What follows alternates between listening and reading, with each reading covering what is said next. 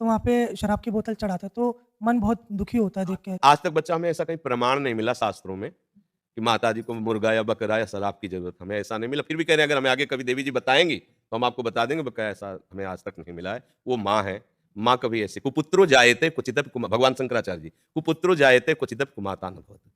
पुत्र कुपुत्र हो सकता है लेकिन माँ को माता नहीं। ये माँ है, सामने निरीह सुकुमार अपनी रक्षा ना करने वाले पशुओं की हत्या स्वीकार, ये तो माताजी नहीं स्वीकार करती बच्चा। ये अपनी जवान के लिए हम करते हैं, माताजी के लिए नहीं करते। माताजी के लिए तो अलग मार्ग है बच्चा।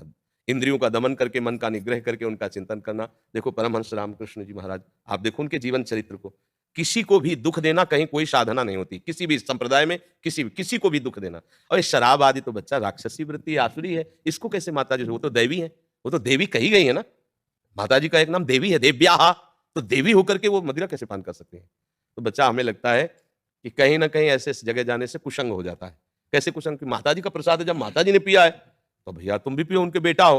माताजी मुर्गा खाती हैं, बकरा खाती है, तुम भी खाओ। तो मुझे लगा कि ये धर्म विरुद्ध आचरण भ्रष्ट हो गया फिर। तो इसलिए बच्चा दूर से भले प्रणाम कर लो, अंदर न जाओ, उनके नजदीक न जाओ, दूर से प्रणाम कर लो। माता जी, अब आप परिचय दोगे अपना तो हम फिर भाव करेंगे। अभी तो हमारा भाव रुक गया है कि आप शराब पीती हो, आप वैसे करती हो, तो कैसी माता जी हो? हमें आप ज्ञान दो, परिचय दो तो समझा देंगे। मधुपान का आया है, शहद पान जो माताजी के लिए आया है। जैसे शुंभ निशुंभ का वध करना है, तब उन्होंने कहा कि तू तब तक गरज ले जब तक मैं मधुपान कर रही हूं।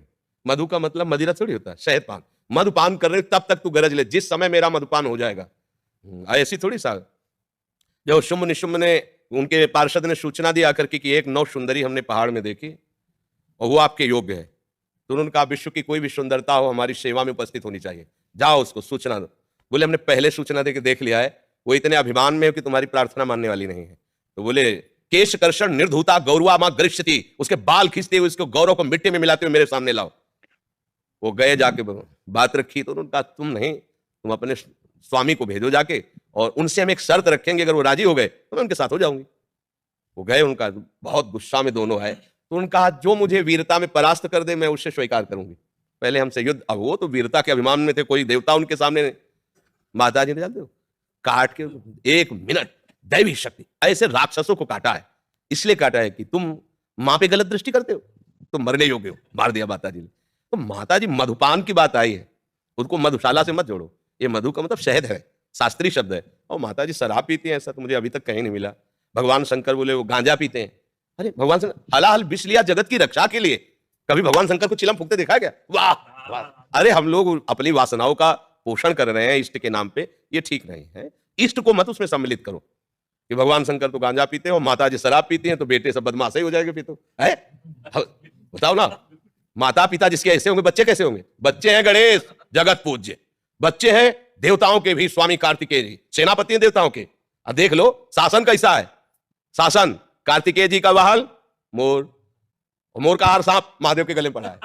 एक दूसरे से मित्रता है। माता जी का वाहन सिंह, पिताजी का वाहन नंदिकेश्वर, वो उधर लाल टपका रहा, साथ में सालती से बैठे हुए। देखो ला, सांप जो गले में है उसका हार चूहा, बेटे की सवारी। पर झगड़ा नहीं हो रहा है, सब आराम से रहे। ये है शिव सभा। अब लोग जानते नहीं व्यर्थ का मांस मंदिरा ये सब, ये भगवान में नहीं है, ये हमारी आपकी आसुरी राक्षसी प्रवृत्तियां हैं जो ऐसा भाव कर रहे हैं जी।